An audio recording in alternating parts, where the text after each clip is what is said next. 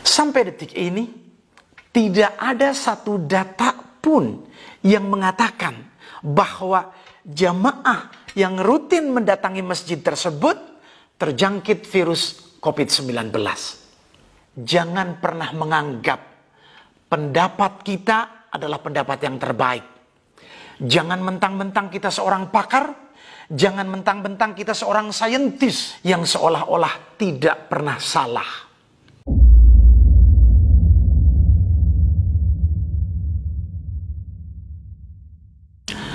Selamat datang di Holistic Indonesia TV. Tubuh Anda adalah dokter yang terbaik.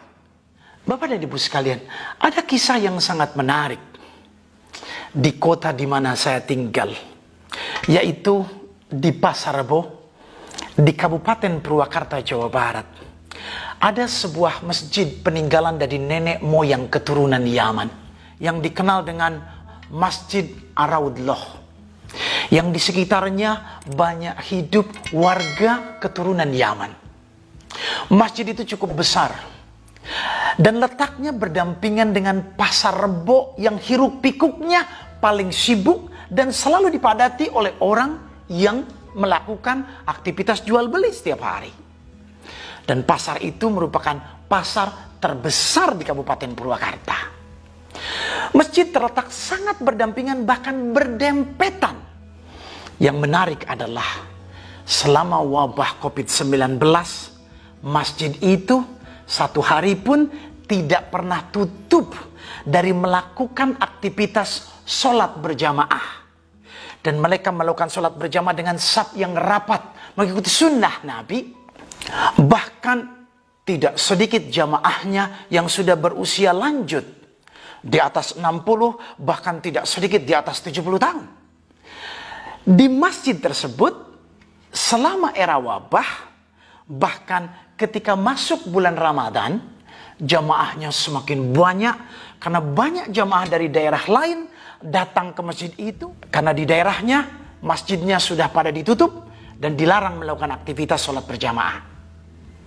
Mereka melakukan sholat berjamaah dengan saf yang rapat. Tidak melakukan jarak ketika melakukan aktivitas sholat. Karena sunnah menganjurkan seperti itu. Jamaah masjid tidak pernah membahas tentang wabah di dalam masjid.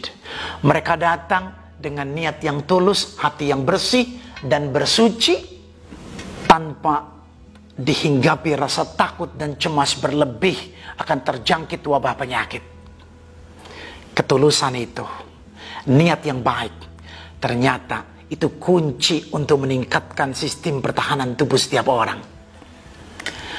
Ketika aparat daerah mendengar bahwa masjid ini belum ditutup dari aktivitas rutinnya, maka aparat kepolisian dan TNI mendatangi silaturahmi kepada imam masjid yang sudah sangat sepuh dan berdialog, bertanya dan meminta kepada imam tersebut agar masjidnya ditutup untuk terhindar dari resiko terjangkitnya wabah COVID-19. Lalu imam itu menjawab dengan bahasa yang cukup bijak dan menyampaikan keterangan pada aparat. Bapak-bapak yang saya hormati, masjid kami persis bersebelahan dengan Pasar Rebo yang cukup besar, di mana dari pagi sampai sore dipenuhi oleh aktivitas orang jual beli, di mana berjubel masyarakat di pasar. Mereka datang ke pasar tidak bersuci.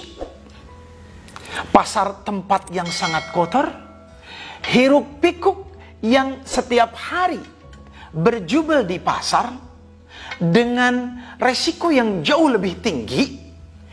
Kenapa pasar tidak ditutup sedangkan masjid tempat kami beribadah harus ditutup? Sedangkan kami datang ke masjid dengan bersuci, membersihkan tubuh, berwudu dengan niat yang ikhlas, dan kami berpikir positif, husnudzon billah, bahwa dengan bersuci, niat yang ikhlas, niat beribadah, kami berserah diri kepada Allah, itu satu cara untuk membangun sistem pertahanan tubuh yang sangat baik. Dialog tadi, aparat tidak bisa memaksa masjid itu untuk ditutup dengan alasan yang sangat bijak dari seorang imam menyampaikannya.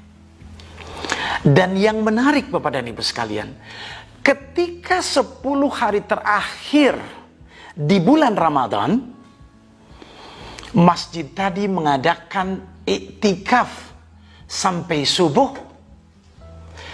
Jamaahnya jauh lebih banyak dari Ramadan sebelumnya. Bapak dan Ibu sekalian, iktikaf 10 hari terakhir dipenuhi oleh jamaah yang tidak hanya muda, bahkan justru mereka yang sudah usia lanjut datang memenuhi masjid. Yang menarik adalah sampai detik ini masjid itu 1 hari pun tidak pernah ditutup karena wabah. Tapi sampai detik ini tidak ada satu data pun yang mengatakan bahwa jamaah yang rutin mendatangi masjid tersebut terjangkit virus COVID-19. Kisah nyata yang kita bisa belajar banyak dari contoh masjid dan seorang imam yang cukup tua dengan bijak dan punya keyakinan yang begitu hebat bahwa selama dirinya berprasangka baik, selama dirinya punya niat yang positif, selama dirinya melakukan upaya pencegahan, maka tidak perlu takut berlebih dalam menghadapi sebuah wabah. Seperti yang dikisahkan dalam sebuah hadis sahih dari Abu Hurairah radhiyallahu anhu. Wa an Abi Hurairah radhiyallahu anhu anna Rasulullah sallallahu alaihi wasallam qala yaqulu Allah ta'ala ana inda dhanni 'abdi bi. Dari Abu Hurairah radhiyallahu anhu, beliau berkata, Nabi sallallahu alaihi wasallam bersabda, Allah Ta'ala berfirman, aku sesuai prasangkaan hambaku. Jika hambaku berprasangka baik, maka hasilnya akan baik. Wallahu a'lam. Ketika awal mula wabah COVID-19 datang, media massa, media televisi terus-menerus memberikan satu informasi yang masif yang membuat seluruh masyarakat di dunia cemas dan takut. Seolah-olah apabila kita terjangkit wabah pagi ini, malam akan mati atau besoknya akan mati. Kalau terjangkit malam, besoknya kita akan mati. Seolah-olah saking hebohnya media televisi yang menyiarkan informasi sedahsyat itu. Sampai akhirnya semua ulama sepakat seolah-olah mengilustrasikan wabah COVID-19 seperti wabah taun pada zaman sahabat. Kenyataannya pada hari ini banyak para ahli berpendapat berbeda. Dan saya meyakini sejak awal bahwa wabah virus COVID-19 tidak bisa disamakan dengan wabah taun di era sahabat. Baik kualitasnya maupun dampak ketika kita terjangkit. Dan sekarang semakin hari semakin terkuak. Para ahli banyak yang berpendapat bahwa virus COVID-19 tidak beda dengan virus influenza umumnya. Cuma memiliki daya tular yang lebih cepat. Bahkan disadari atau tidak, semua virus influenza memiliki daya tular yang cukup cepat.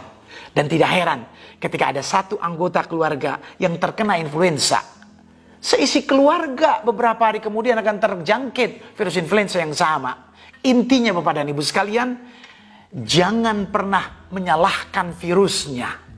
Karena kita tidak bisa mensterilkan dunia, dan kadang kita harus hidup dengan lingkungan yang tidak bisa murni bebas dari virus. Bapak dan Ibu sekalian, salah kalau kita harus takut terhadap virus, tapi ketika kita tidak mempersiapkan tubuh kita dari resiko terjangkitnya virus COVID-19.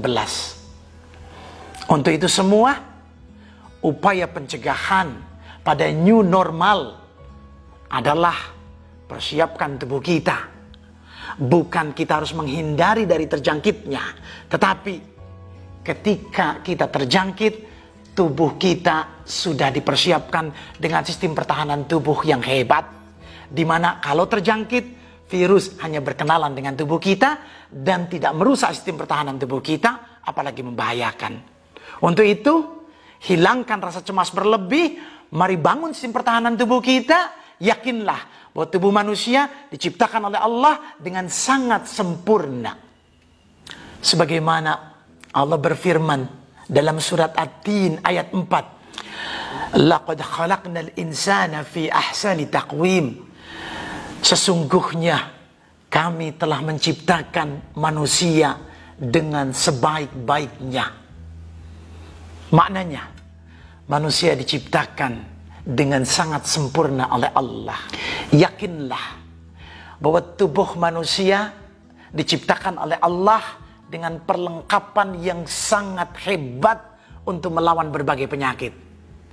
Jangankan COVID-19, kalau ada COVID yang lain setelah COVID-19, insya Allah kalau kita belajar dari COVID-19, hanya imun sistem tubuh kita yang diciptakan oleh penciptanya untuk selalu mempersiapkan diri dan menata, memperbaikinya agar setiap saat kita siap untuk melawan penyakit.